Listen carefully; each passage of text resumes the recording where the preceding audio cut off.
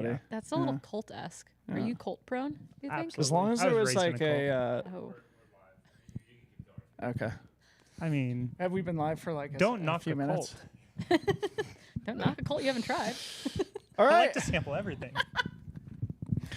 Why don't we dive in, folks? Happy Friday. Welcome to the 2025 Canyons by UTMB, the 50K preview trailgating show. It is a overcast, cool, chill vibe Friday morning here in Auburn, California. My name is Dylan Bowman, joined by Corrine Malcolm. We just put in 4.25 miles at the HOKA Shakeout. What's up, Corrine? Yeah, I ran in a wind jacket. Yeah. A little breezy, a little chilly out there. It's overcast. 100-mile going to kick off here in a little bit. Like, it is pretty prima running conditions. There's probably like 100 people at the Shakeout this morning, too. Massive. Yeah. We hit a choke point and we just all stopped. Yeah, a little Mafate X demo run. I think the people love that new shoe from HOKA. Maybe we'll talk about that in a little bit. But first, Tim Tollefson back in studio here to preview the 50K. Did you get some sleep last night, buddy? I slept so well, and I am pumped. 50K is hands down my favorite distance in the sport. Me too now. So I am so stoked to be here. Let's bring the 50K back and make it great. Yeah, and you and Ryan put in some miles this morning. We already? had a little mosey that turned into a quick mosey as I found myself a little lost out in the Hidden Falls area, a gem of the area that most people don't know. And Ryan's like, wait, I think we're supposed to be back. I have a shakeout run to go to, but it was beautiful. Speaking of Ryan, the man behind the scenes, Ryan, please throw a peace sign to your fans in the audience here. All right, there's your peace sign from Ride Guy. And that's the team here in studio. A big thank you to HOKA and to Placer Land Trust for putting this studio together for us. It's a great spot to host our shows, and the finish line is just outside the window here where we are going to be welcoming all the finishers in tomorrow. Quick run of show again. Today is the first time we're doing the 50K preview show. The 50K is also my new favorite distance. When I was really in my prime, I hated it because you got to run so fast for a quote unquote short period of time. But now 50K is like the best distance. You can get it done, you know, in most cases before lunch. And I hope all the runners will enjoy it tomorrow. And I think our top athletes will be finishing maybe before breakfast, let alone lunch. Yeah, they're going to be ready for brunch real quick here. Of course, the 100K race starts at China Wall, 5 a.m. tomorrow. The 50K race starts right here in Auburn, 7 a.m. tomorrow. There is no live stream, so you're going to want to follow Freetrail on Instagram for live updates throughout the race. I think live.utmb.com will have live splits. Also, we will be back in studio for the final post-race show, sort of instant reactions about 5 p.m. tomorrow. We're going to be sort of loose with that time frame, so follow us again on Instagram to know when we're going live. Finally, go play fantasy, pick 5 deep. We're playing 4 different races this weekend: the Canyons 100K, Canyons 50K, Madeira Island Ultra Trail, and the Great Wall Trail race happening in China as part of the Golden Trail World Series. 4 races happening in fantasy. The Mount Fuji 100 is happening right now, too. Tyler's running well. It's a big, big weekend in trail running. And to start things off in a controversial place, as we did 3 years ago, Corrine, hashtag better than Boston. We can't be stopped. We've created a monster. All right, so where should we start here, guys? I had a fun story about Rod Farvard from last night that I think our audience might like. About why he's in the 100K? Yep. Well, yes, exactly. His- Do you want to share it? Yeah. It's because it's funny. It's great. Rod sort of shows up at the HOKA welcome party and happy hour. Corinne's doing her thing, hosting the women's panel. He shows up on a bicycle and socializes and chit chats as if there's not a huge 100K race going on Saturday. But share why he's doing the 100K. Yeah, I don't know. I feel like I've shared this story so many times. I don't know who I've told it to at this point because it's that good. So essentially, after 9 trails, Rod was like, man, maybe I do want a 100K, something bigger in my legs going into Western states. Like, I'm feeling pretty good. So he reached out to the elite services office of UTMB and said, hey, like, you know, is it possible for an athlete to move up in distance for Canyons weekend? And instead of responding to Rod to ask if he would like to be moved up to the 100K, they just put him in the 100K, and he got a notice the next day that he was now in the 100K race. And he said, well, I guess I'm running the 100K. I guess the decision is made. Yeah. Which he said, you know, was ultimately what he wanted to do, but that it was kind of comical that he didn't actually make the decision. The elite services people were just like, 100K, that's what you got. Yeah. Yeah, I thought it was hilarious. Also, it was actually Rod who originally flagged to me that this 50K was going to be so baller this year when he was originally on that 50K list in sort of the Black Canyon time of year. But good luck to Rod tomorrow. And now I think maybe we launch into the 50K by talking about the course. Ryan's going to pull up a graphic here. It's about 31 miles. It's the same course as last year, so not any adjustments, contrary to the 100K, which we mentioned in yesterday's show. 31 miles, about 5,000 feet of climbing. Eli's winning time last year was 3:25, so very fast. Danny Moreno's winning time, 3:52. Maybe setting the context here, Corrine, you can get us started here, but, what type of course, what kind of race are you expecting based on the course and stuff? Talking to athletes, this seems like the preferred direction for the course. It used to run it's a lollipop effectively with a very short stem and a long big lolly. And it used to run ostensibly the same thing but in the opposite direction for a year, and this does seem to be the preferred direction. The thing goes out fast. It's basically net downhill for almost 8 miles and then a pretty fast but wicked uphill coming out of that. In talking to Danny Moreno about it, she thinks that there's some minutes to be shaved off what she ran here last year, but she feels like it was one of her better ever 50Ks. And with the weather being what it potentially is, not nearly as hot, not nearly as sunny as it was last year, she does think that this field assembled in particular could potentially be chomping at the bit to take that time a little bit faster. Yeah. I absolutely agree. And if you look at the profile, as you said, it's net downhill initially, get across basically no hands, but then it's a gradual climb past Clementine, and there's a road portion. It's about 1.5 miles of actual pavement. And then once they're on the Forest Hill Divide Loop, it is super fast. Like, this is California carpet at its finest. I had heard that, and I think the back half of that loop is shared with the 100K, isn't it? The back half of the 50K loop is, but like they start on the north side of highway or Forest Hill. So once they're on that forest side, they get up to Driver's Flat, and then the back half is all the same. And even though that does have some punchy stuff, like especially we talked about yesterday, the Stonewall climb is really a kick in the teeth. I think the fact that it's more aggressive on the downhill, they can maintain good pace on the uphill and then just shred on the downhill. And guys like Eli that are going to be pushing the pace, I see him going several minutes faster, especially we also talk about conditions. These are world record conditions for the marathon. And if it's not too wet, which I don't think it will be, it's going to like really be conducive to just like absolutely ripping. And the temps are coming down too, so it could be even faster. And unlike the 100K where it's going to be in the 30s and maybe raining, they're going to start here in Auburn in much more favorable conditions at 7 a.m. Yeah, I think it is setting up to be a smoking fast year. And while the 50K has brought out a good competition year over year, I would say the pointy end has been very strong, but maybe it hasn't been that deep, right? It goes 3 to 5 deep on both sides. This year, I would say it's substantially deeper on both the men's and the women's side, which brings a bit more excitement into the 50K, as opposed to it being the Western States 50K shakeout run, which it has a little bit in the past with, Hayden Hawks or Dan Green or Heather Jackson using it as a tune-up versus jumping up to the 100K. So is there consensus here in studio that we're expecting both course records to go down tomorrow based on the increased density of the field, the fast conditions, both in the environment, temperature-wise, and underfoot conditions? Are we expecting sub 325 for men, sub 352 for women? I second that motion. Yeah. I third that motion. Okay, so course records. I'm going to say sub 320 for the men. Yeah.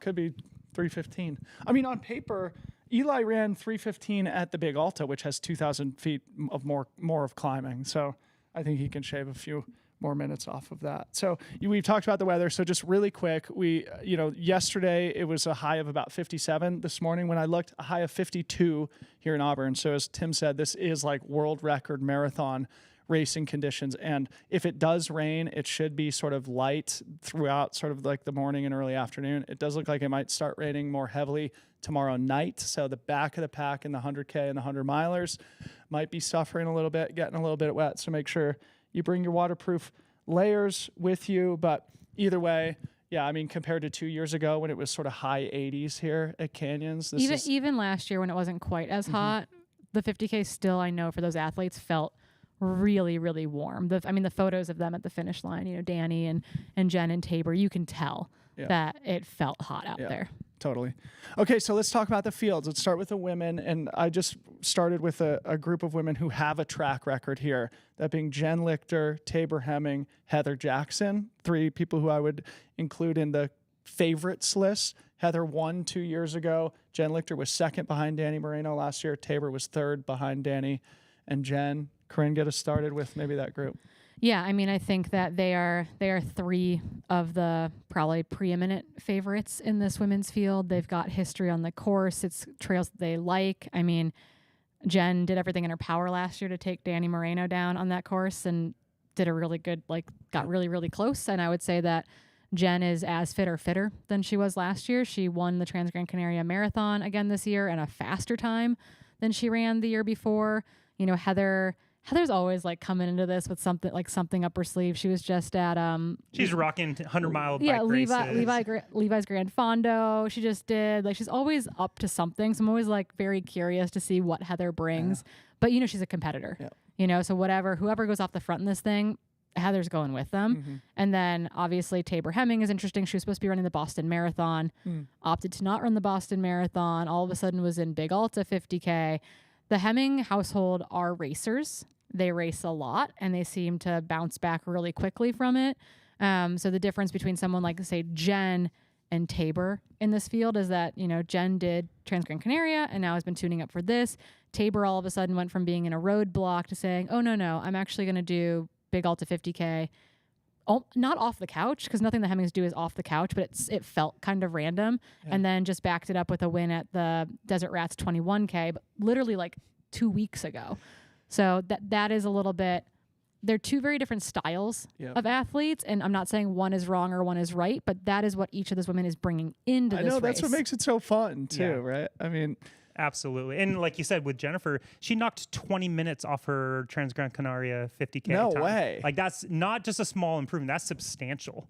Wow. She's been 4th at the World Championships. I mean, Jen Lichter's kind of one of those names who I think for those of us who are really close and in the sport full time, we know that she is top class, world class level, but I think still building her young career, and a win here I think in the 50K would be huge for someone like Jen, even if she's already got international experience winning it on big stages. Yeah, and people think of her more as this maybe mountainous 50K gal, because she's won the Rut a couple of times. Yeah, the Rut, Speed Goat. You know, and she's gotten lost at both the Rut and Speed Goat and still done well there. It's, you know, her world's performance was next level at Innsbruck. She didn't have the day that she wanted to at OCC 2 years ago. That was definitely a bummer. She was part of the group of Americans that all, you know, got sick effectively race week and had to withdraw due to really bad GI distress. So we think of her as this mountain athlete, but her road marathon time from CIM a couple of years ago was also incredibly fast. Yeah. So she's got wheels. She's a competitor. Yeah. And that, again, Heather Jackson, a competitor, Tabor Hemming, a competitor. Yep. And so that's going to be an exciting brawl. Has Heather raced on foot this year? Because I remember last year, one of the big surprises to me was Heather Jackson finishing 5th at CCC, just based on, that's a wild skill set to have. You know, Heather Jackson being able to. She almost did the Black Canyon's 100K this year. Oh, that's right. Yeah, she was 14th. Well, but she got it done. But she's had problems at Black Canyon last 2 years. Yeah, a couple times. But I think that Heather Jackson's improvement from OCC the year before to CCC this past year was next level trail knowledge leveling up, because she is fast and she's figuring out how to run downhill, and I think that has been Heather's biggest weakness on the trail side. And so this race I think sets up super well for Heather, but it's all these race moments are really adding to her toolkit so that she can continue to show up at the OCCs, the CCCs, and really put her nose in it. It's so rad to almost be able to win Unbound gravel, to be top 5 at CCC, and now in her 40s as a Masters athlete. We're talking about her going toe-to-toe with Tabor Hemming, Jen Lichter here in a really fast 50K. The range for Heather Jackson across disciplines is quite remarkable. The other thing I wanted to just flag for our audience here, Tabor and Eli both won at the Big Alta. They also both won at the Desert Rats 21K. Could this be the third race in a row where the Hemmings win The both the Hemming men's The and power women's trifecta. couple. I mean, obviously it could. I think that, like you guys just describing Heather, even if she doesn't have as much underfoot training, like race experience this year, what I love about Heather is that the 50K, I really think is her jam, is her distance. She reminds me a lot of myself in my younger career, and we can talk about it eventually, but Matt Daniels, I think both of them are incredibly competitive and probably potentially some of the best 50K runners out there, but their heart is with the longer stuff, and they keep trying the longer stuff, and sometimes it clicks, sometimes it doesn't. Like, obviously, Heather, she ran, 17-16 at Western States last year. Incredible time. Matt debuted at States in like the 15-20s, but I think if the two of them stuck to the 50K alone, they'd be in the conversation with like an Eli of being the best in the world at 50K, and so it's cool to see Heather line up, and I think Heather is going to be something that stands in front and they're in the way of Tabor getting that three-peat. Yeah, awesome. Yeah, I mean, it's not going to be easy. Yeah, we'll come back and talk about Matt too, because I think that's a good point. And he had bumped himself down in distance, the opposite of what Rod Farvar did. So that'll be a good story too. Moving on to other women, some other names I had written down. Hannah Allgood. I mean, Coach Hannah Allgood. Coach is ready, dude. We saw her race. Coach is fit. Yeah, Coach is fit. Coach is really fit. Coach Allgood is fit. Unfortunately, her athlete, myself, is not, but it's certainly not her fault in that department. But she came down to Marin and ran the Marin Ultra Challenge just to knock the rust off early in the season, making her debut as an Adidas Terex athlete. Almost won outright, was second overall, and broke the women's course record at the Muck 50K by like 20 minutes or something. So, Corrine, you have any comments on Hannah? Or I've heard tell from Adidas Team Camp that Coach Hannah is fit, that she's ready to throw down, and that, I mean, I think, again, I put Hannah in my Hannes Naumberger camp and my Jeff Mogavero camp of these like athletes that we think of as mountain athletes, but really they're like, again, Hannah is a mountain dude at heart, or as a mountain dude in presence, but is like a road gal. Mountain dudette. Mountain dudette in her essence, but at her heart, the girl is fast. Yeah. The girl is really fast. Like, I don't think people maybe thought of Hannah or Jeff going into Javelina as like guaranteed golden ticket locks. Right. Like I was like, on the Javelina course, really? Like, I don't know, but she's got wheels. And I do think that Hannah, suddenly you add Hannah, you add Tabor, you add Kimmy Schreiber, and you've got the Adidas Terex squad looking to lock up the podium here. They're going to do everything they can to box everyone else out. And I think that Hannah's coming in with good fitness, and I think she's a podium contender here in a big way. She's also just a tough mofo. I paced her for the 4th lap at Javelina, and it was just like dead silence, tunnel vision, execution. You could tell she was suffering, but just like so tough. And you'll remember, Rye, like when Hannah finished at Javelina, she was just cooked. But golden ticket in hand and well earned. Tell me about Kimmy Schreiber. I don't know much about her. Probably her first time racing in the U.S. I think I'm allowed to say that Kimmy's the German me. I love Kimmy. She's way better at 50Ks than I am. No, she's really cool. She runs a podcast with what's the North Face gal's name? Ida Sophie. Oh, cool. And they German pod. Yeah, they run a German trail pod, and it's about kind of a lot of the things that I spend a lot of time talking about women in trail running and parity and equity and all this kind of stuff. And she's great. I mean, she's super talented outside of running. She's has a great design eye and is an amazing writer, but she's also really fast. And she's been a person just like putting in the hard work. I've gotten to share a bunch of time with her on the Terex team over the last 5 years, and has kind of been knocking at the door at races like OCC, has shown up well at things like Eiger, some of these other like 30 to 50K races in Europe. I want to see her run Templier. I want to see her run Lake Sonoma 50 mile, because I do think this 80K to 100K distance can be really good for Kimmy, but she's a threat. She's fit. She's talented. With the Adidas Terex team, it's actually really cool. Hannes, not included in that. He's just like, we've got another German here. But I think it's cool that we actually have a number of European athletes over here that are here to race in the U.S., not necessarily for a golden ticket or any of that, like to come over and do a little bit of a U.S. series with Lake Sonoma and this backing up with a weekend off in between. That I think is a cool opportunity to get to see these athletes over here in California. And Kimmy's going to put herself in that mix. She's not someone like some of these other women who I think, historically go out super hard and really aggressively. She's more of a tempered racer, which is harder and harder to do in these fast 50Ks. So especially with this like downhill start. To me, like if I were on the start line, that's what I would be. I would really not be looking forward to. It's like it's an aggressive way to go. Yeah. And there's a woman on there on the list that you guys might not be familiar, or our audience might not be, but Peyton Bilo. She's a local here from El Dorado Hills. All right. She's won 3 local races on these trails in the lead up, and one of them in particular, Knickerbocker 35K. It starts exactly like this, screaming downhill across no hands, and she's someone that isn't she a Bellingham girl? She's listed as El Dorado Hills, so maybe she's moved down here, but like her 3 races this year have all been on these local trails. In the neighborhood. And she beat Anna Loudon by 2 minutes in that build-up race. That 35K, so right? it's but to that point where she's familiar with that screaming downhill first 4 or 5 miles to no hands and then keep ripping. So I think she's someone that you should keep your eye on. Interesting. She's definitely been part of the Bellingham Distance Project. Like that's why I know her name. So she must have relocated to the 916. Yeah. So she's here now. Yeah. So relocated I'll to text the 916. Nikki Burma if you're listening to this. You text me with an update right now. Repping the 916. Other dark horses before we move to the men? I mean, I wouldn't call her a dark horse, but on this list as well is Canadian Valerie Arsenault. She's been a JFK 50 mile The Canadians, gal, man. and she's fast. Like she is more of I think a road ultra gal in that 50K to 50 mile distance. She PR'd JFK this last year, running substantially better, I think, than the year before. Oh, no, you're looking at a different person.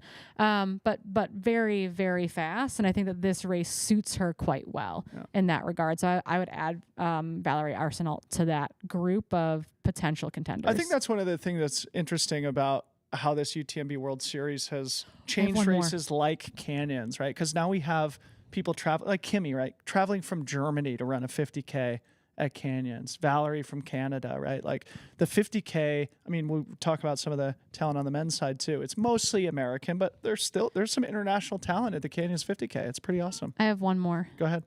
This is someone who doesn't have a UTMB index. Uh-oh. Ari Hendricks is in the women's field. Ari Hendricks just got into trail, but she is one of the fastest American-born Black road marathoners. Has run Olympic trials. Oh, is she from Portland or Denver? I don't know. She's going to be on the elite panel at 1:30. Okay, great. So come learn more about Ari, but a phenomenal runner who's gotten the trail itch. All right. So I'm really, really excited to see Ari mix it up in this group. You know, like she's going to be adapting, you know, to running downhill well, to running fast in that regard on undulating and different terrain, but she's got the leg speed to be in this group, and she's not on the radar for anyone because she doesn't have a UTMB She has done one trail race, I believe, this year, and that's it. And she's mega talented, and I'm really looking forward to seeing her develop as a trail runner. Yeah. This course is perfect for someone like her then, because obviously there are technical sections, but never more than a 10, 20, 100 meters at a time. And it's very runnable. Yeah. And so you can let it rip with that leg speed, but you are going to cut your teeth in terms of like, oh, this is what trails are like. Yeah. So it's not like she needs to develop skills that she doesn't have. And even if those slow her down, she'll make it back up on the runnable section. Yeah, so she's gonna be yo-yoing with the field potentially. Yeah, so has a 2:35 marathon to her name. Third fastest U.S. born African American woman in the marathon at 2:35, running the 2024 Olympic trials. Look at these stats pulled up on the fly by Corrine Malcolm. Awesome. Yeah. Well, the women's field is going to be very, very impressive. Really excited to see, and that is just a sampling of some of the characters that you can expect in the 50K tomorrow, and I'm sure there will be other surprises. You know, that was one of the things that I was going to bring up yesterday, and maybe we can tie in to the show as we make predictions. But like at every one of these races, there's a Hoopater like at Black Canyon from 2 years ago. There's a Will Murray from Black Canyon. You know, like 2 weeks ago, Phil Royer at the Gorge Waterfalls 100K, sort of a name that nobody's heard of, and then shows up and finishes on a podium. In all likelihood, there will be a character like that here at Canyons, whether in the 50K or the 100K. Moving on to the men, but before we do, a big thank you to our friends at HOKA. You got to check out this new shoe, the Mafate X, a dual density, supercritical foam, plus a forked carbon plate and pizzas and tacos on a beautiful Vibram outsole. Ryan's going to do something here. Oh, he's showing the pizzas and tacos. Anyway, we just did the shakeout run with HOKA for this new shoe. A bunch of people putting them on and had great things to say about it. And it sounds like Rod Farvard might be using this for, I think it's probably a confidential adventure that he's contemplating later on in the fall. It's not. He wrote about it on Instagram. Oh, okay. So All right, well, he said, "Don't hold me to it." But if the weather works out and he has recovered from other late summer, fall exploits, we got maybe some JMT miles coming down the pipeline. We were talking about the JMT last night at the happy hour, and I told him about Francois' record and said that you have the inside scoop on. I shared miles with Francois on the trail that year. But he did it in such a way that it was effectively, he had a pit crew with him almost the whole way. It was a full French assault. So if Rod does it, we got to pull together a squad. Because Corrine, that thing is super, super hard. And Rod has been out. We're really digressing here, but I will just say on this wild tangent about our favorite human, Rod Farvard, that he's already done a bunch of time on the JMT. And he's been on it multiple times. It literally goes through our backyard in Mammoth. Like it touches. So from our houses, we can be on the JMT within a couple miles. So anyway, that Mafate X might be Rod's shoe of choice on the JMT. Whether he goes for it later in the fall or not is yet to be seen, but I think the shoe's launching in a couple of weeks. I think May 15th. So, but you can check it out at hoka.com now. Again, Mafate X. Go check it out. Talking about the men now. No, Mafate. I received confirmation today. Okay. But you're right. I mean, we don't need to digress here. We've gotten enough. The real Mafate on Reunion Island is called Mafate. Yeah, but this is evidently pronounced It's Mafate. neat to see that franchise continue because I feel like when I was an athlete with HOKA, I was the only one that used the Mafate, and so I love to see it getting the love it deserves. Nice product. Anyway, moving on. The men, a couple notable scratches here before we get started. Hayden Hawks. It would have been so good to have him in this field, but he's, I think, working through a little bit of a niggle. It doesn't sound like it's serious as he is fully focused on Western States. So intelligently stayed home in southern Utah rather than trying to come do battle with this amazing field of 50K runners. Also, Eric Lagerstrom, somebody we were just talking about before we went live, a former pro triathlete who would have added a really interesting dynamic into the field. He texted me this morning that he is not going to race here today. He was second at the Black Canyon 50K in his trail debut, an awesome debut. So it would have been great to have Lagerstrom here, but we won't see him. Those are our two notable scratches. Also, Matt Daniels, we'll introduce this into the convo now. Tim, you can add a perspective just on Matt and his unique skill at this distance, but also he's been posting the last couple of days that I think he is recovering from a pretty serious illness. So he's not entirely sure if he's going to start. At least that was the latest update that I had seen. And if he does start, it seems like he may not be fully confident or in tip-top condition, but certainly Matt Daniels could be viewed as one of the favorites this weekend. Absolutely. And Matt Daniels, I hope he's doing all right with that and he'll make the right call for himself. We would love to see him on the start line, but he is the type of guy that really strikes me as, and not strikes me, it's obvious. He has been a runner through and through his entire life. He's one of the few in our current sport that have broken 4 minutes in the mile, like legitimately broken 4 minutes. And so the amount of just ability he has in his pinky is more than most of these men have like on their best days. So even an underweather Matt Daniels could contend for a title. And like I said earlier, I really think 50K is his distance. And I understand the pull of going longer. When I got in the sport, 50K was my jam, but like sponsors and expectations and media all pushed us into the longer stuff. If you want to make a career, it's neat to see now that guys and women can make their careers in 50K and sub ultra. And I think Matt is right on that kind of balance point of his heart's with the long stuff. He's even talked about like 200s now, but really, I think he's a 50K guy. He's like a sports car that like wants to go out and do these rally long car 24 hours Le Mans, but he's built for speed. And I really hope that we get to see him in more 50Ks. Yeah. I think he's had to kind of re-listen to what his heart wants a little bit this year. I think there's a lot of pressure in our sport to do what we think we're supposed to do. Mm-hmm. You know, there's a lot. I mean, I remember talking to brands 7-8 years ago and they're like, yeah, when you start doing hundreds, let us know. Type of thing. And I think that energy has shifted a lot in the last couple of years. Definitely has. But it wasn't that way. And Matt is of that same generation where we came in and they're like, yeah, maybe we'll give you money if you do Western states. Yeah. And so I do think it steered a lot of us to go long. And for some of us, it was the right fit. Mm-hmm. But I think he's going to do High Lonesome, that he's excited about that. But otherwise, he's going to be listening to his heart and doing a more 50K focused season. And I think that's really smart. Yeah, a quick story about Matt and his 50K prowess. 2 years ago, he came to the Gorge Waterfalls 50K, had a tough start to the race, was starting to get down on himself. He was 12 minutes behind at mile 18. He won by 6 minutes. He ran the last 12 miles of the course. What was it? It was like 18 minutes faster than anybody in the field. Because he had this like crazy psychological switch flipped where he was like, okay, I'm not going to have this bad attitude anymore. I'm going to run with anger and aggression. Ran through the whole field, won and broke the course record at the Gorge Waterfalls 50K. It is, Rise got goosebumps. Goosey's in the studio here. So Matt Daniels, when he turns it on in 50K, watch out. Anyway, we can't go any further before we talk about the world's best 50K athlete, arguably right now, and the defending champion here at the Canyons 50K, Eli Hemming. There are a few people in the sport right now who I am more excited about and who I, enjoy following as much as Eli. You mentioned that Tabor and Eli are racers, so we get to see them race all the time. They've got a cool YouTube channel now, so we get to kind of get that glimpse behind the scenes. Thoughts on Eli? I peer pressure them into putting YouTube content out. I'll be like, hey, I've got to go to the gym and run on the treadmill, so when's the next drop coming? So that I can like watch you guys and hang out with my friends for 15 minutes. But they've been putting out YouTube content. They've been putting out a really great Substack, actually, like Tabor wrote about not running Boston on their Substack, which I thought was great for that to come out. They do work as a unit, right? I'm so behind on my Substacks. Like it's cool. They like weren't at Adidas team camp because they were in calving season on the ranch because they live on a multi-generational ranch in Colorado that is operational and active. So they're like, we got to deliver a bunch of cows. So sorry, can't go to team camp.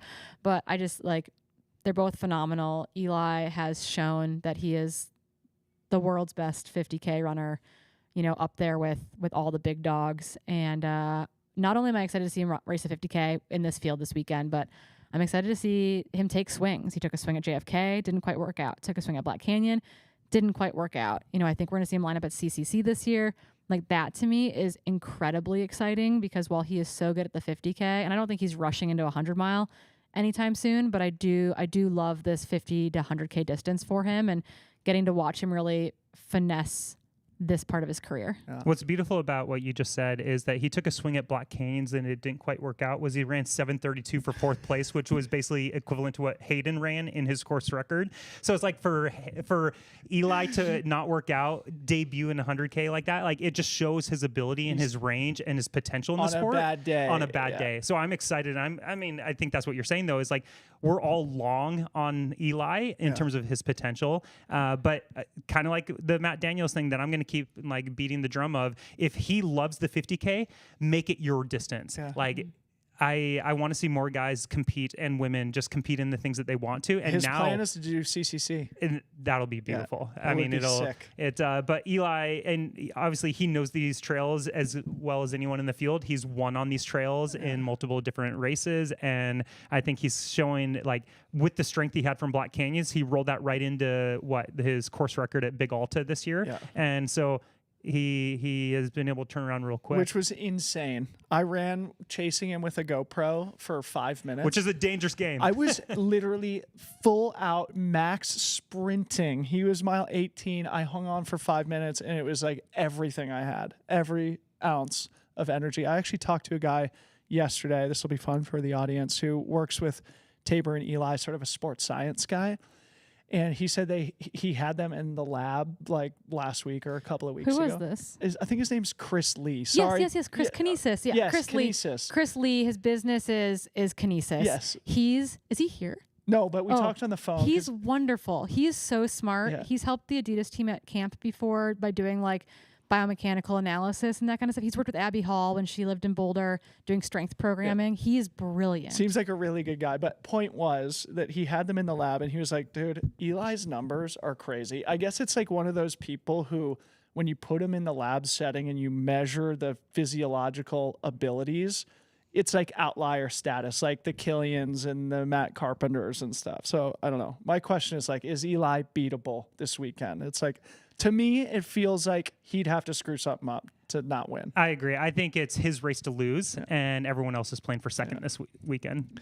Rad. Well, somebody who's going to be chasing him and who has finished second here, Jeshrin Small, who gave Hayden Hawks a run for his money 2 years ago. It was the first time I ever discovered Jeshrin, and I feel like he is ready for his big sort of like, not international breakthrough necessarily. Like, I feel like 2 years ago at OCC, it did feel like an international breakthrough for Jesh. He was the top American male finishing in that top 5 position. Like, that was a huge deal. Yeah. We get older. Jeshrin stays the same age. In my mind, he's still like 20, but he's not. He's growing up, but he's just excelling. Yeah, my thing, what I was sort of trying to say is that, you know, he won the Black Canyon 50K this year. He just won the Run Through Time marathon in Colorado. It feels like Jeshrin Small is like ready to be a household name for people outside of this studio, right? When people think about these mid-distance athletes right now, like obviously we think about Eli Hemming, Tabor Hemming, et cetera. But, you know, for Jeshrin to like do battle with Eli here, get another, you know, podium position, potentially be competitive for the win, that would be huge for him, I think. Tim? You know, it's interesting. Like, I've known about Jeshrin, and I continually kind of forget about him, which is like embarrassing of my part. But I think that, you know, you look at his results, it's evident that he's ready. And I think that for him to, you know, lock up a second or third here, or a potential win if Eli has an off day, I think that would do just that, like cement his name as a household that people should pay attention to and not forget. And it kind of makes me just think about all these other American men, because like you said, in the women's field for the 100K, it was sort of like almost our neighbors to the north, the Canadian contingent. This year, it's like you look at this field for the men's, like, I don't know, the top 8 or 9 are American men, and a lot of them people might know as kind of they've been around, some new names, but you look at the next 4 or 5 people on the list, it's a who's who of 50K runners, and I'm stoked to see them just battle it out. I mean, Jeshrin 2 years ago, evidently he and Hayden were running sort of shoulder to shoulder until the final climb up from No Hands to Roby Point to finish here in Auburn. He kept putting digs in on the downhill, I think is what Hayden said, that every downhill he was like, oh no, like again. Hayden finally gapped him on the climb to Roby Point. But I mean, you know, a young kid going toe to toe with Hayden Hawks and giving him a push all the way to the finish line. I think it shows his capability, especially as he matures and grows as an athlete. The Boulder Boys in the 50K. Come on. I was about to say, and then we have the Boulder Boys. Yeah, we already talked about Matt, but Drew and Seth. Drew, the consummate, flies under the radar. I was joking earlier because, you know, we did a post earlier this week about like the fantasy favorites or whatever. Did you leave Drew off of it? I, of course, had a photo of Drew and then forgot to like throw it in the carousel. And it was like the perfect representation of how like, you know, for some reason, you know, Drew, obviously we know is one of the best in the world, but sometimes like manages to still fly under the radar. Second place in the 100K last year. Here he is in the 50K.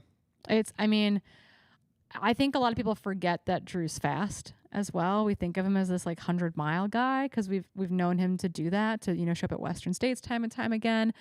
But you've seen him at like Sonoma. You've seen him at, his Innsbruck Worlds performance and just how gritty and how much of a closer he is. A closer here in the 100K last year where he got to roll that ticket down to Petter Engdahl to give Petter a chance to the race, although he did offer to maybe take it and pace Ryan Thrower for 100 miles at Western States and decided maybe it should roll instead. But, you know, Drew, while we might not think of Drew of having like the raw speed of some of these guys, and he'll say that he's like I've never just like gone and run like a sub 5 minute mile. I don't know what that is. Like I've never gone to the Boulder Boys are like, we got to take you to the track, Drew, because you can definitely do this. Yeah. But I think that if anyone is chasing you in the final 10K of the Canyons 50K, you do not want it to be Drew Holman, because no one empties themselves and can go to the well and can completely be, you know, soulless and devoid of being by the time they get to the finish, quite like Drew can. Yeah. And what's interesting is, like, you know, we may not think of Drew as being like pure, or he might even admit, I don't have the pure foot speed. To run a 3:20 50K what is that, 626 average per mile. Now, obviously, you have 5,500 feet of gain, but you don't need pure foot speed. You never need to break 5 minutes in a mile. You need good economy. You need good endurance, which he does, strength and durability and the ability to, manage the slightly technical terrain. But really, if he can lock into like kind of that 6 minute pace on the runnables, you're in contention with a guy like Matt Daniels, even who, he could break 4 minutes in a flat mile. Yeah. Yeah, I mean, Drew, sort of what we mentioned with Zach yesterday is like the type of athlete who has great talent and you're never going to out-tough him too. It's a dangerous recipe. Somebody, again, you do not want to be competing against. So shout out to our boy, Drew Holman. It's funny, it's taken us a long time to come around to Seth Ruling also, who's coming off the biggest result of his career, probably carrying a ton of confidence after punching his golden ticket at Black Canyon, breaking the course record. Also races with swag, confidence, aggressiveness. So, like, if it's a pack of Eli, Jeshrin, it's Daniels at the front, right? Like, Seth's going to be in that mix also. And I would say probably he views himself more as, like, a classic 50K athlete versus a 100K athlete. Also, at least that's how I would perceive him. Comments? Yeah, I appreciate, wow, words, Seth's energy. Like, maybe I'm a vibes person, but I just like Seth's vibes. While I know that he's an aggressive racer, I don't know how many times at CCC I've been like, wait, who's that guy leading up the Grand Col Ferret? Oh, it's Seth Ruling. Yeah. Like we've seen that, right? We've seen that a number of times. But I just think that the energy he brings to it doesn't feel like this intensity. Like, I know he races hard and he charges from the front, but he also just seems incredibly chill. Yeah. And I have a great appreciation for that calm confidence that he seems to exude when it comes to racing. Speaking of chill, someone's got a chill little acoustic going. Just came on here. With Do you hear that? Yeah, it's out there, some acoustic. It's someone's gonna serenade us. Something along those lines of chill for Seth. The two things that I've heard about him, one, after Black Canyon's 100K, that he made a comment of like, I don't have to do anything the rest of the year. Like, I just like nailed my season, which I thought was a hilarious comment. Oh, he's like, he needed that golden ticket because he didn't want to have to run UTMB. Like, he wanted the golden ticket because, but that's kind of your point. Because like, he got into Leadville mountain bike. Yeah. He's kind of, he's not going to be the conventional racer in terms of structuring his season. But also, he is one of the most fluid and beautiful runners where every North Face athlete that I've talked to is like, you never want to be on a photo shoot with Seth because he's going to make you look like he's going to make you look like a troll out there. And he is got such a glorious stride. And on something like a 50K where you're actually opening up the stride and ripping, it'll be on full display, and so it's gonna be fun to watch him. And I think he definitely, he's one of those, he could mix it up with Eli. I question if he. I love this idea of he Eli. beat Eli at Black Canyon. Yeah, I love to see the Eli Seth 50K because I do think that is a sweet spot for both of them. Yeah. Seth has gotten the upper hand and maybe the 80 to 100K distance over Eli at this point. But I do think in a 50K, these two guys are very evenly matched. And where do they both come from? Triathlon. Yeah. Good point. And from memory, I may be wrong about this, but the top 4 last year in the Canyons 50K was Eli, Dan Jones, Cole Watson, Seth Ruling. So Seth did run this race, finishing just off the podium last year. Anyway, Boulder boys here in full force, as we talked about yesterday. Somebody who I think lives in Boulder, but is not part of that core Boulder boys group, but similar to Mackay, of like the people who train with Cade Michael is who I'm bringing up here. Yes. He's the type of person who, like, I don't know super well, but the people who know him are like, look out for this kid. Yeah. So he's one of the young ones, part of the trail team with Andy Wacker. Yeah. And he has had some great performances on the Golden Trail series. And I think he is just on that cusp of being on people's radars. He was 12th at Mammoth Trail Fest, 10th at Headlands. I was going to say, had some stand-up performances there. He also, after David Roach went and did his Gold Hill FKT thing, who in a workout, not in an all-out effort, in a workout, like a 5-minute, like on, 2-minute off type of effort, Andy Wacker and Cade went and took down the Gold Hill climb time, like literally like 3 days after David did it. And so Cade's got wheels and the kid is fit right now. And so I do think there's a lot of excitement when it comes to like, could this be his Jeshrin moment? Right? Where it's like, we know he's good. The people that train with him know he's fit and know he's good. And could this be the 50K for him that kind of lets him break into this next level of guy. You know, it's funny you mentioned Jeshrin with Cade too, because I think Cade has a connection to that Western State University group, which Jeshrin got his start in. That's been such a great feeder program towards Adidas Terrex specifically, but also to the sport in general. Shout out to the Gunnison, Crested Butte area, and shout out to Cade Michael.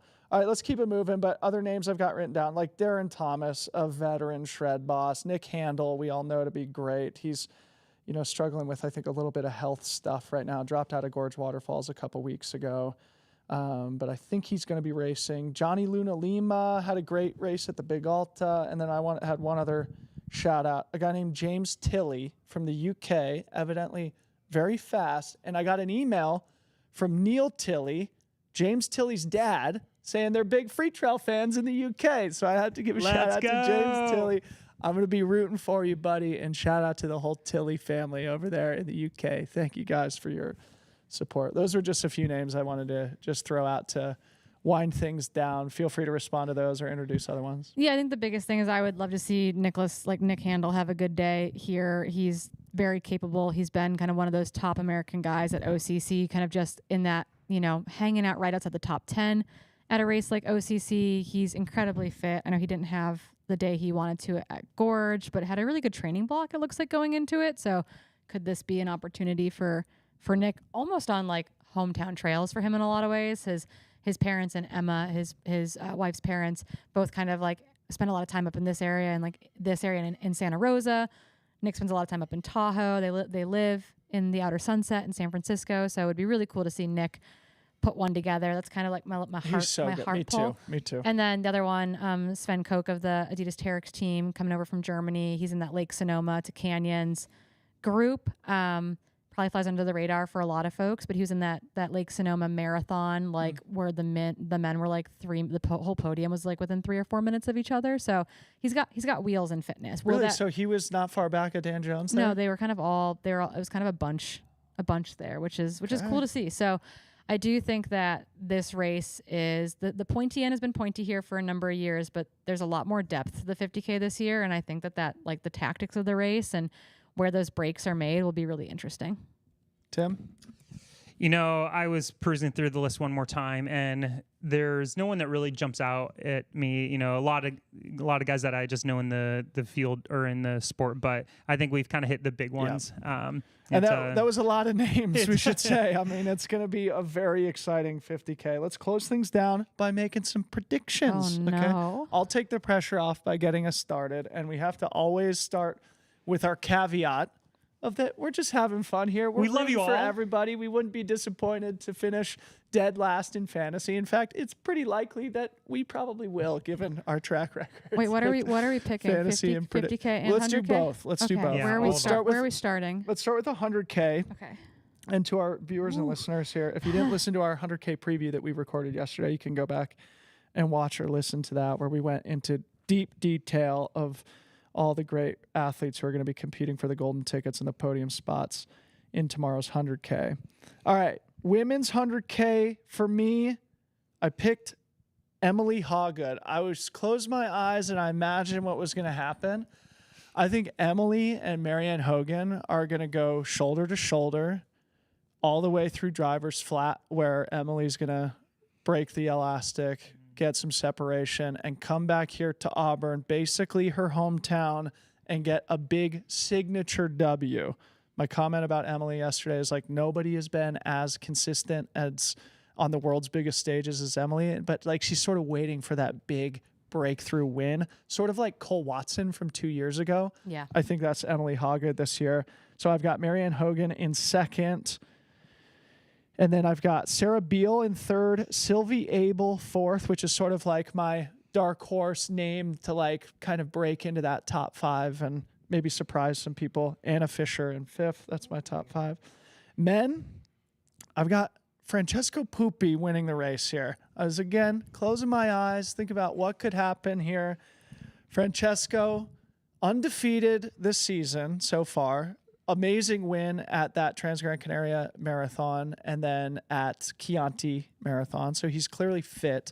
He's also undefeated on American soil. Remember last year won Chuckanut, Lake Sonoma. So I'm picking him to extend his undefeated streak this season and his undefeated streak on American soil for the W. In second place, I've got Anthony Costales, the comeback kid, coming back in a big way, former champion here, punches his golden ticket back to Western States, which hopefully he would add a great flavor to. Rod Farvarder, defending champion, I've got him finishing in third place, but in a faster time than last year. Hannes the Adonis Naumburger comes from Germany in fourth. Hans Troyer finishes in fifth for me. So I've got Costales, Naumburger, Troyer as Getting the the golden tickets. tickets. Well, Who you're wants- not going to peer pressure Poopy into that ticket. Oh, I mean, I obviously will. I'm more skeptical whether I'll be successful. I will drive you straight to the airport, Poopy, if you don't take this ticket. Get out of here. Who wants to go next? I'll go. Let's let you wrap it up with probably the golden ticket or the picks that are going to be the most accurate. I feel like you're just. I I'm don't know terrible about at that. fantasy, so I'll preface this with no one follow my picks. I don't think I've ever finished in like the top 300 of fantasy. It's Same. I'm Same. rubbish. I am horrible at this. But it's probably because I just love people too much and I pick people that I like and not necessarily objectively who should finish there. So for the women, I guess it's similar. I didn't close my eyes, but on my run, I was visualizing who I thought. And I have Marianne and Emily duking it out. I actually was thinking Emily would pull away closer to Forest Hill and extend her lead down Cal Street, visualizing what she wants to do at Western States. But I have Emily taking the dub, like you said, the first big, like real big victory of her career leading into Western States, which I would argue makes her one of the favorites, like definitively. Marianne is in second. I put fan favorite Keely, unsponsored, friend of the Freetrail in third. My girl, local to the east side, Katie Asmuth in fourth, and then I put Anna Loudon in fifth. So those were my five. And then for the men, I think we're all going to be pretty similar, but I have Poopy taking the title over his training partner and current roommate, Rod. Rod is renting Landlord. a room to Poopy. Landlord. His landlord. So I think the moment, if this happens and Poopy finishes in front of Rod, Rod's going to jack up the price, and then Poopy's probably going to move back to He'll Italy. find all of his belongings out on the curb. It's you've been evicted, Poopy. Then I have Costales. As you said, the comeback kid, finally healthy. He's going to string it together for third. He's going to get back into Western States. I have Mackay in fourth, and I have LaPuma in fifth. So really, Poopy's going to turn down his ticket. Rod already has a spot. So Costales, Mackay, and LaPuma, I say take tickets to Western States. I like it. I like it a lot. We're just Corinne? going to pretend that Zach Miller's not racing. Is that what's Well, happening? no, I think Miller is going to grind the field and himself into the ground by Stonewall. In the final 8 miles, he's going to come limping in sixth place. Yeah, okay. Yeah. Okay. We'll take But that. still probably run like 8:30. He- Yeah, everyone's going to be 20 minutes under Rod's 8:44 from last year. It's going to be disgusting.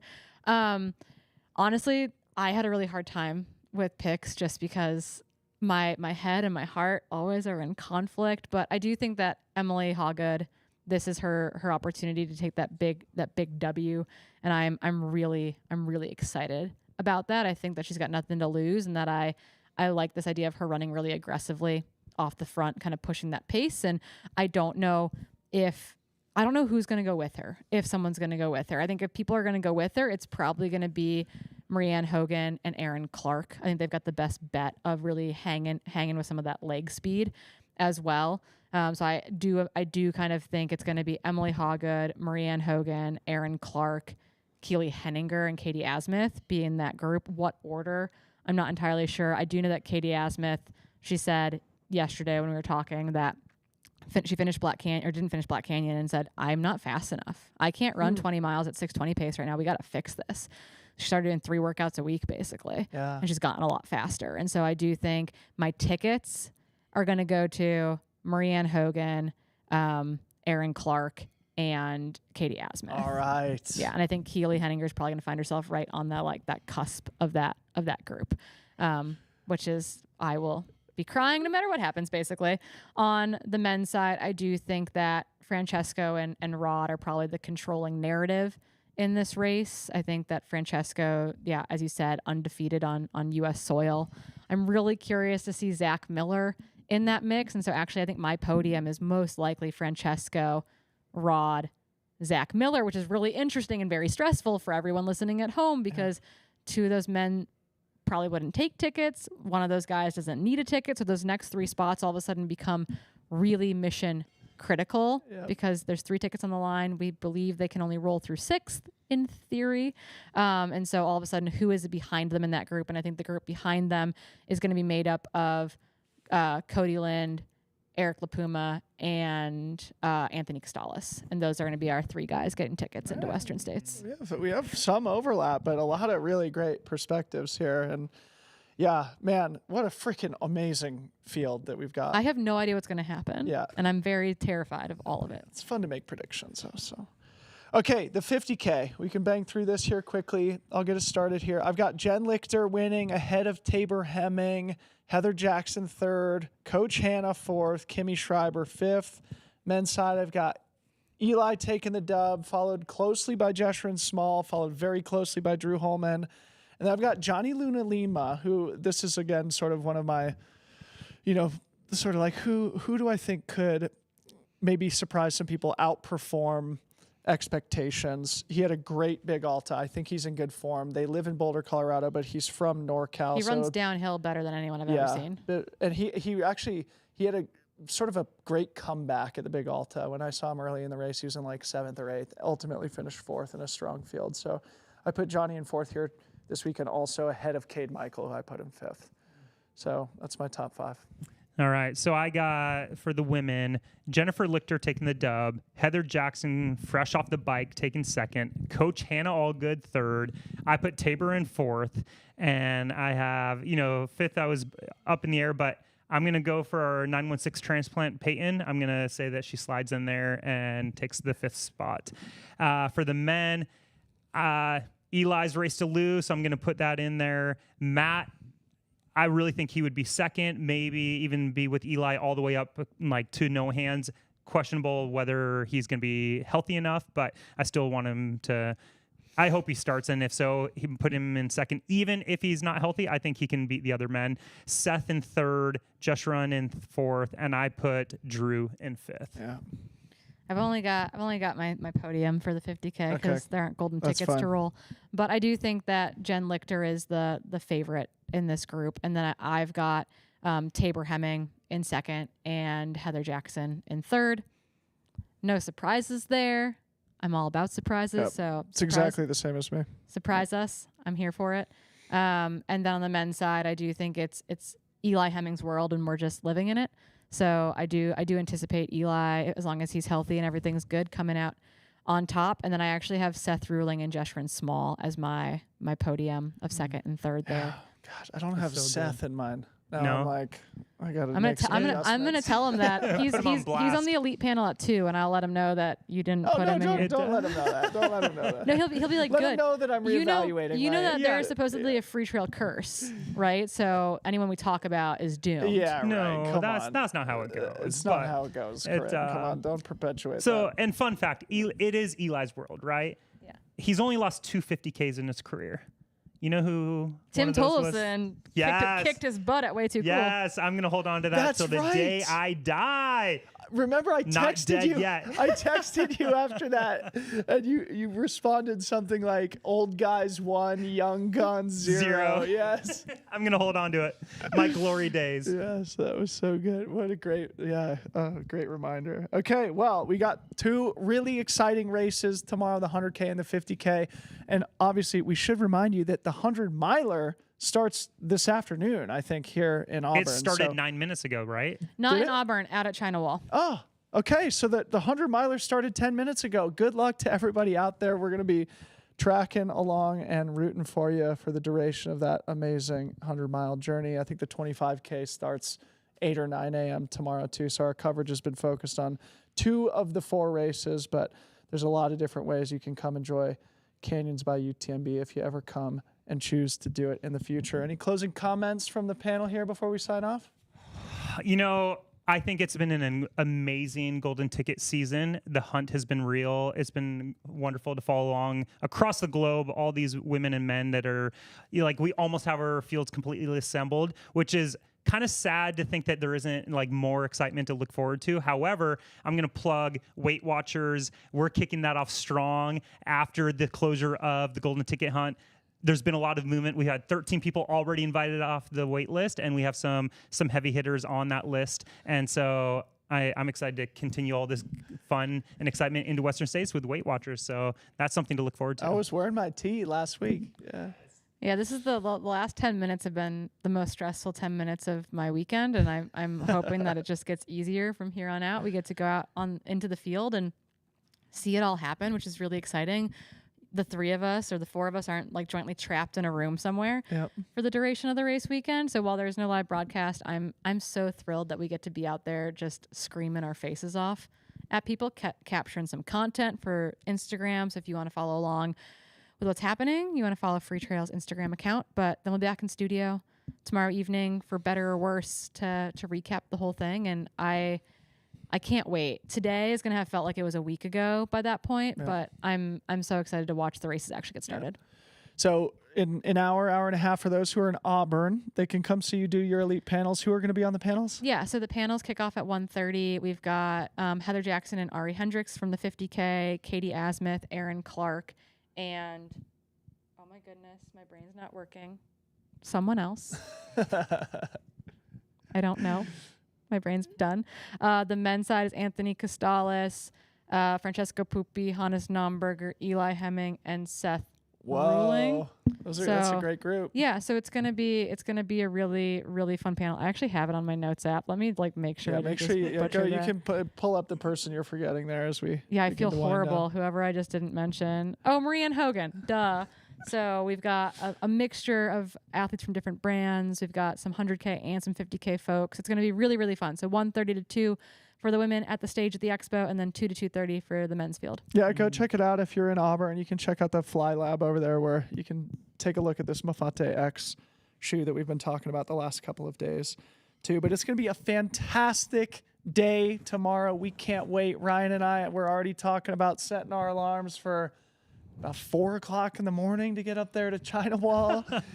And then it's going to be all gas, no breaks to Auburn. We plan to go live here in studio at about 5 p.m. tomorrow. We're going to do everything we can to get the champions from both the 50K and the 100Ks here in studio to do post-race interviews. There might be some golden tickets in hand, but either way, we'll be doing our sort of live instant reactions from what we expect to be probably course record-setting days, at least in a few of these races tomorrow. Big thank you to HOKA for the support. A big thank you to our man behind the scenes, Mr. Ryan Thrower, who's going to give you a peace sign. Make sure you subscribe to the channel. We would really appreciate that. That's very helpful for Freetrail. And we hope you all enjoy the coverage. Good luck to everybody who's going to be racing out there tomorrow. For Corrine Malcolm, Tim Tollefson, Ryan